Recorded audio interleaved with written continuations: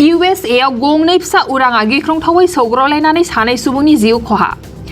USAनि सा केलिफर्नियायाव थानाय गंसे एयारपर्टआव बे गिख्रंथाव जाथाया जादों। सेसना 340 मुंनि मोननै इन्जिन गोनां गंसे उरां आरो सेसना 152 मुंनि मोनसे इन्जिन गोनां उरांनि गेजेराव बे गिख्रंथाव जाब्रबथाया जायो। हानिफ्राय 200 फुटसो गोजौआव बे गंनै फिसा उराङा गांजों गां सौग्रावलायनानै बे गिख्रंथाव जाथाया जादों। मिथिनो मोननाय बादिब्ला गंनैबो उराङा मोनसे समावनो बाख्लायनो नागिरनायाव बे गिख्रंथाव जाथाया जादों। मख'जाथावदि बे एयारपर्टआव प्लेन कन्ट्रल टावारबो गैयामोन, जाउनाव थांनायनि फैनायनि जेबो मिथि मोना। बेयावनो बे गिख्रंथाव जाथाया जादों आरो बे गिख्रंथाव जाथाय जानायजों सानै सुबुङा जायगायावनो जिउ खहा।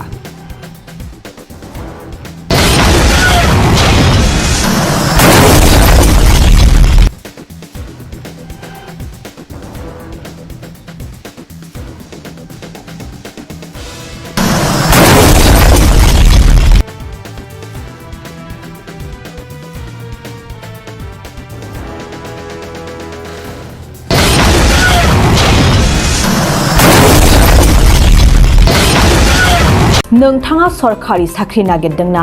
नोंथांनि थाखाय मोनसे गोजोनथाव खौरां। नोंथांनि थाखाय दं एडुकेट पइन्ट, जेराव नोंथाङा सोलोंथाइ लानायनि गेजेरजों सरखारि साख्रिनि गुबुन गुबुन रोखोमनि गोब्राब आनजादफोरखौ उथ्रिसारनो हागोन आरो गावनि आथिङाव गसंथानो हागोन।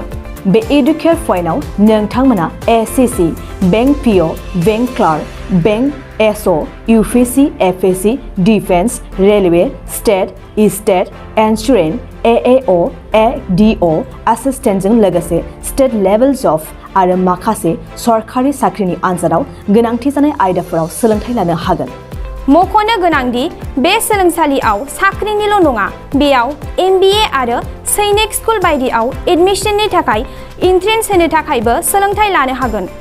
बे सोलोंसालियाव गाहाम थाखो खथानि सुबिदा दं आरो सम मथे नोंथांनि सोलोंथाइखौ बे सोलोंसालियाव होनाय जागोन। बेखौबो मिथिनांगोन दि बे एडुकेट पइन्टआव सोलोंथाइ लानानै बावैसो 2021-22 इं मायथाइनि एसएससि GDनि आनजादाव गासै 11 सा सोलोंसाफोरा उथ्रिसारनो हादों। बारा नङा, गासै 15,000 रांजोंनो नोंथाङा बे सोलोंसालियाव 6 दानसिम सोलोंथाइखौ लानो हागोन। बे सोलोंसालिया क'क्राझार, बरपेटा र'ड, गवालपारा आरो बङाइगावआवबो दं। क'क्राझाराव सोलोंथाइ लानो गोसो गुदुं जानाय सुबुंफोरा 700-226-133 9101-536360 700-226-133 9101536360